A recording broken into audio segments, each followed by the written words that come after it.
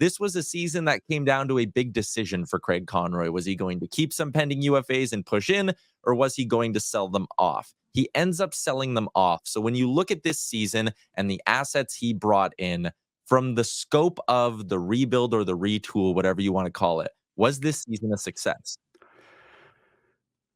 I mean, I think the worst case scenario, I think, in a lot of folks' minds was the idea of the Flames doubling down on a core group that, for whatever reason, just hasn't been able to get it done when the chips were down. I mean, you take away Johnny Gaudreau and Matthew Tkachuk a summer ago, and it's depleted. And I think last season, even though I think a lot of the challenges were related to some conflict between various members of the staff and roster and the head coach, I don't think you can put it all on Daryl Sutter. I think there was some just, this is the way things are trending.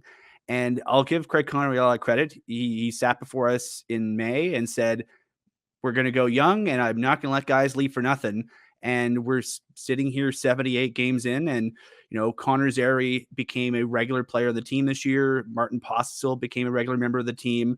They moved out Nikita Zadorov when they did, partially because they wanted to give some runway to some of these young guys. And it would have been very easy to double down on the group. He didn't do that. He stuck to his guns. And as a result, even when the club was sort of, sticking with it and sort of in and around the playoff picture, I think he made the tough decisions to keep, the metaphor I've used was they're flying a plane and during the flight, they're swapping out parts.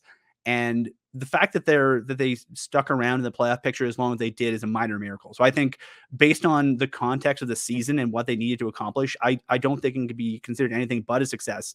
As much as, it's painful to say a postseasonless, year is a success. I think for what they needed to accomplish this season, I think they hit all the boxes. Man, if you fly as much as I do and you've been following the Boeing story, that metaphor is horrifying. So thanks for that. Ryan, we know the big question heading into the summer is what happens with Jacob Markstrom. If you look into your crystal ball, what do you project? I'm not as connected as you are, Frank. I just don't see how you can unring that bell. I mean, when I think it's easy for teams to entertain trading players because it happens all the time. We just never hear about it. But when you're a player and you've been sort of engaged in the process that seemed to have go as far as it did, and by all accounts, Jacob Markstrom wrapped his head around playing with a different team. I don't know if it's like you talk about breaking up with someone and then you just don't do it. I don't know if you can unhave that conversation and have things go back to the way they were. And so I'd be really shocked if he's on the roster after the draft, simply because I don't know how you can go forward with him in that situation at this point. And in that same vein, is Dustin Wolf, is he ready? Is he ready to take on a much bigger workload in the NHL? Yes, it's sort of twofold there.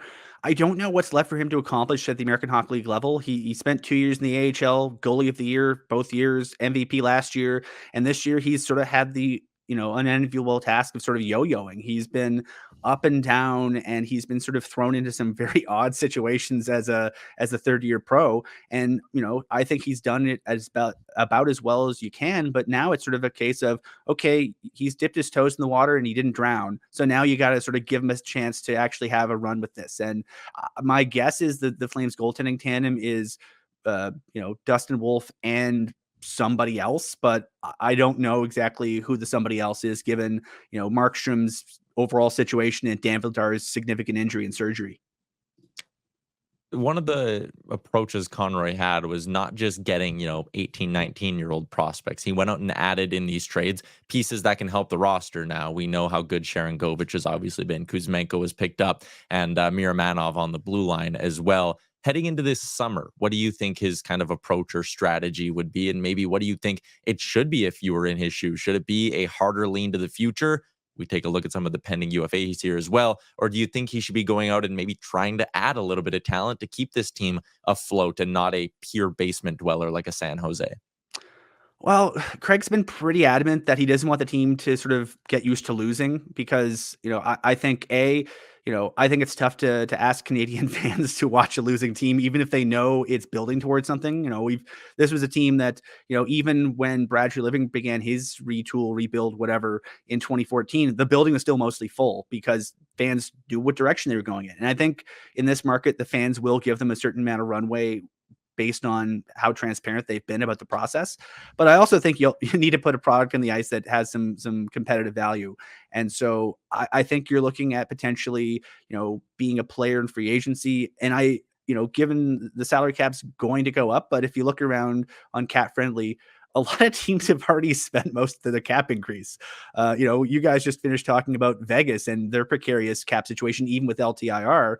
If you're the Flames, there's going to be a lot of opportunities to potentially get another team's overpaid second pairing guy, overpaid third or second line center, and fill in some gaps in your roster. And I think part of the reason I think that they've been able to, really give a run to some of these young guys is, what don't you have at this point? What do you think you'll need? Because, if the idea is that you want to have a team that is a team of note when the new building opens in 2027, how do you get there? And how do you get there in a way that doesn't, basically throw your most promising prospects into the deep end without a life preserver? You want to build some success and build some guardrails in for these guys, and figuring out what you need to get in order to bring them along, I think could be a big plus for them.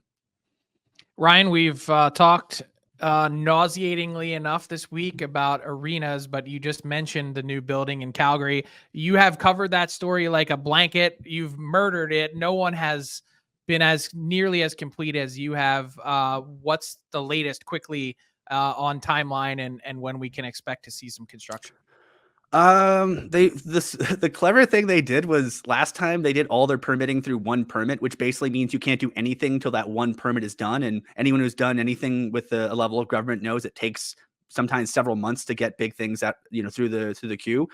They split out the excavation and the grading. So I think in pencil, the plan is to do some sort of a groundbreaking in late July, early August after the Stampede is over. Then they'll dig a hole. And by the time that's all done, they're hoping that they can have the main buildings permitting all complete. And then probably early in 2025, actually start building the building. But I don't think it's unrealistic to expect by the time Flames fans show up for games in October of 24, there's going to be a hole with a tarp over it where the next year they'll start building a building.